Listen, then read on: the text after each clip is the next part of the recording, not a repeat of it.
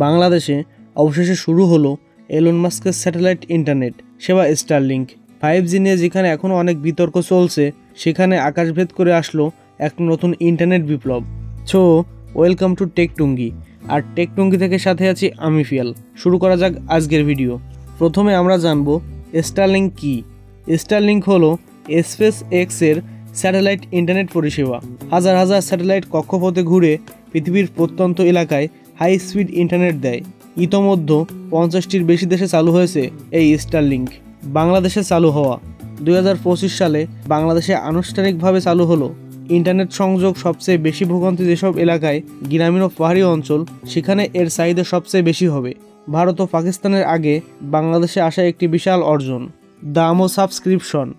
বাংলাদেশে স্টারলিংক ব্যবহার করতে প্রয়োজন হবে একটি কিট, যেমন স্যাটেলাইট ডিশ প্লাস রাউটার।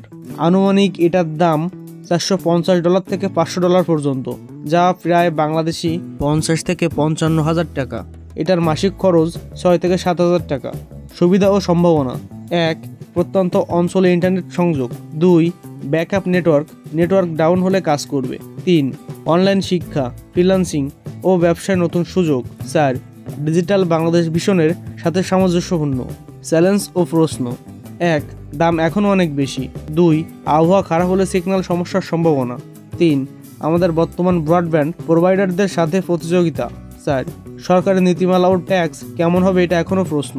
তাহলে আপনি কি মনে করেন, স্টারলিংক আমাদের দেশের ইন্টারনেট বিপ্লব ঘটাবে, নাকি দাম বেশি হওয়ায় সাধারণ মানুষের বাইরে থাকবে? কমেন্টে আপনার মতামত জানান। আর ভিডিওটি ভালো লাগলে লাইক, শেয়ার ও সাবস্ক্রাইব করতে ভুলবেন না। ধন্যবাদ।